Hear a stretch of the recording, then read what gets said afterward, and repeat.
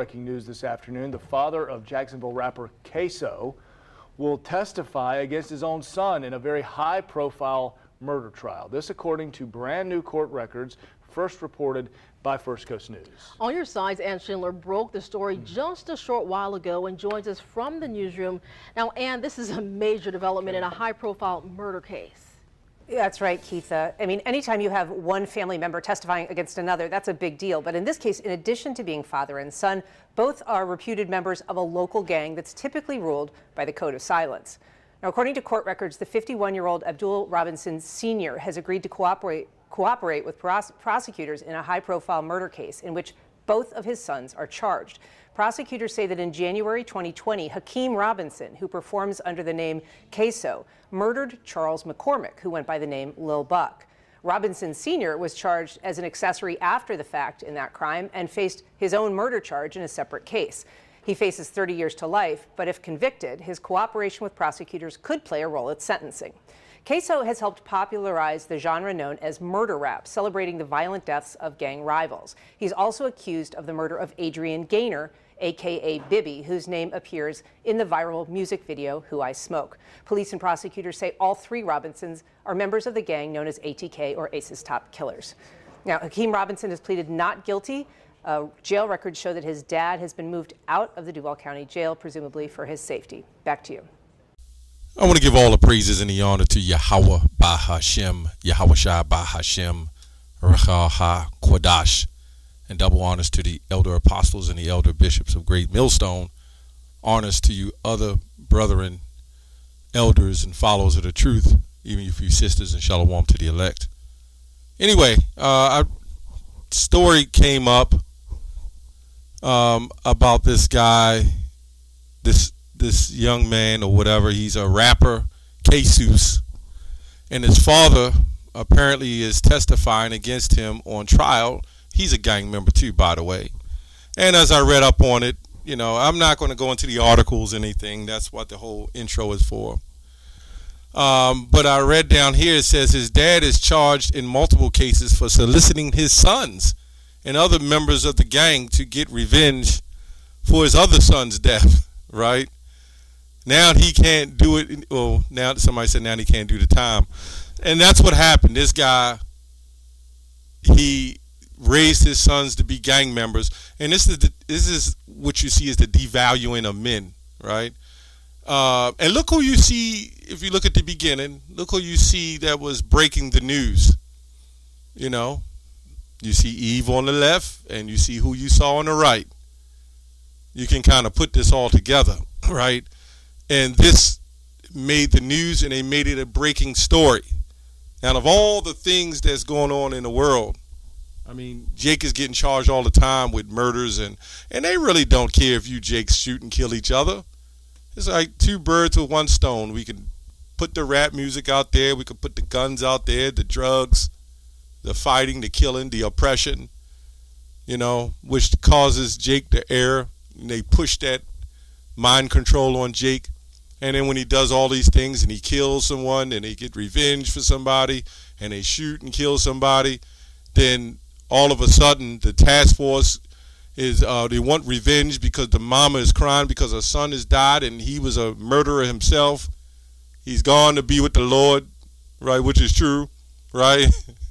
And then next thing you know, the task force come and they want to take him away and lock him up for somebody they don't even really give a goddamn about shooting. But at the end of the day, you done killed him, and that's the excuse to come after you and take you off the street. So now you got a Jake that's off the street, right?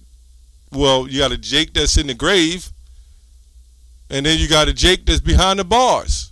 What does this do to generations? Right?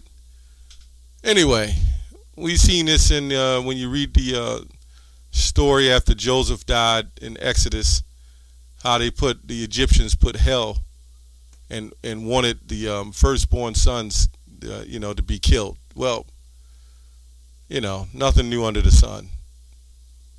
If it ain't from that Margaret Sanger ideology, then you got the rap videos, the video games, the mind control.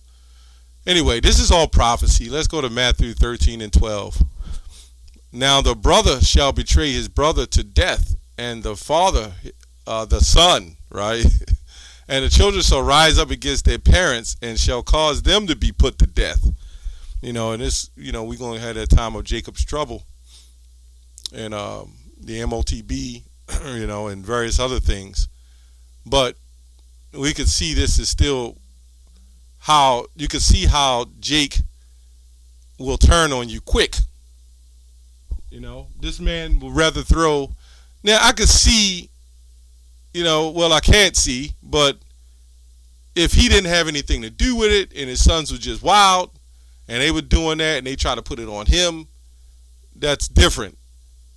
You know, okay? When you snitch, basically you've done something, you help create a crime or aid in a crime of a you know, that kind of nature or whatever, and then you want to tell. That is a complete snitch on high levels. You do not commit a crime together, and then when one person get caught, you sit up there and say, I'm turning state. Jake is something, man. And this is the devaluing of men. This is the image they want to show you Jake to be. But ultimately the Lord is doing this, man. Because the only high-valued men is going to be the elect in that day. Matthew 24:12. And because iniquity shall abound, the love of many shall wax cold. Right? Matthew 10:36. Let's go to Matthew 10:35. So I just want to, you know, do a short commentary and make a little video out of this. I just thought that was something, you know. I couldn't imagine doing something like that, man, you know. And especially when you got sons or children, you know, you put them out there to sell drugs and kill. You know, they all have to be off the street any damn way. You know, what good are they? They should all be off the streets.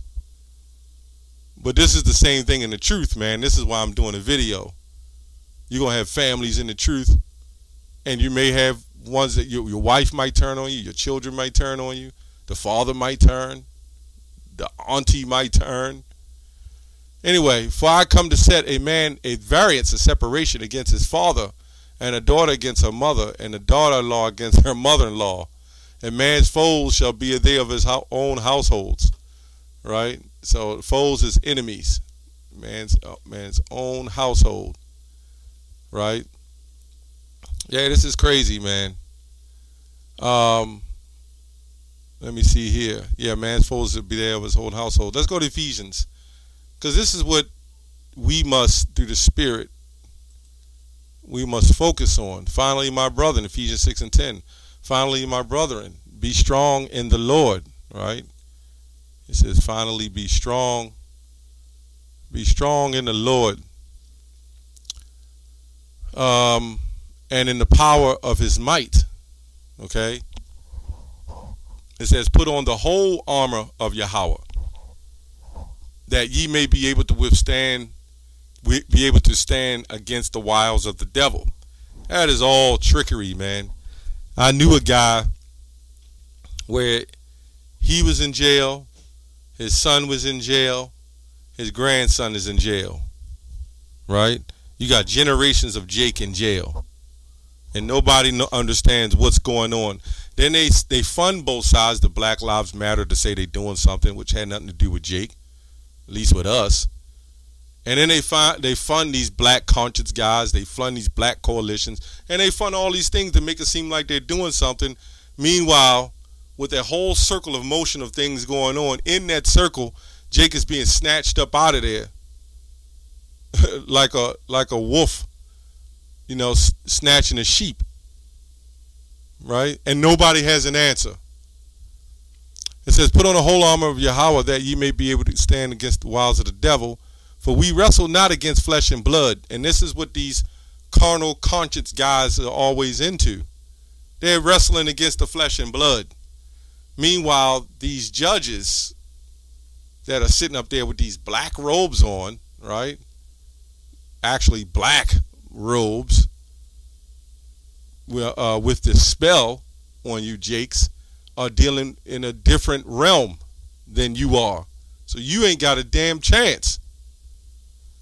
But against principalities, against powers, against the rulers of the darkness of this world, against spiritual wickedness in high places. So these, a lot I can't say, but these people, they're in a high level of wizardry, wickedness, witchcraft. While you jakes are under the spell of it. You would keep, you know, following the negativity in entertainment. You know, you got some jakes who can maneuver through that, but you got to be careful.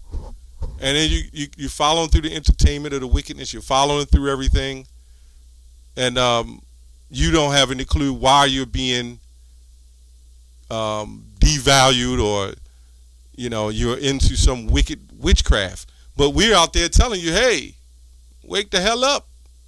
This is the answer. And then if these people were in the truth, and again, that's the whole point of the video, if these people were in the truth, yeah, would they be going through that? But they call us a hate group, right? We're haters. We hate everything. We hate people. This is what they say. But if they followed what we teach, he would love his sons. His sons would love him.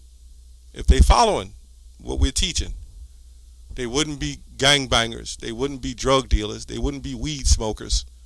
Christianity wasn't the answer. What would they do? If these people were following the truth, what the hell would they be doing? What in the heck would they be doing if they was in the truth? And this is the threat. This is why there's such a problem with us. If everybody came into the truth, which the Lord is not going to have, but a great awakening is happening, this is going to cause them problems. This is how they made their money. After slavery, they set up vagrancy laws and trapped you, put up illegal stuff out there, set you up. This ain't nothing new. Then you get entrapped. Then they give you these big time charges and sentences. And they started when they so-called freed you from slavery. They set up laws that you wasn't supposed to be certain places. So they would lock you up for weeks, months, years if they forgot about you, and just what you did in jail. You became a slave all over again in jail. Just what it is, Jake. Jake is messed up, man. We got to get out of here. That's all I have on that. Shalom. Jake needs saved from himself, man. Shalom.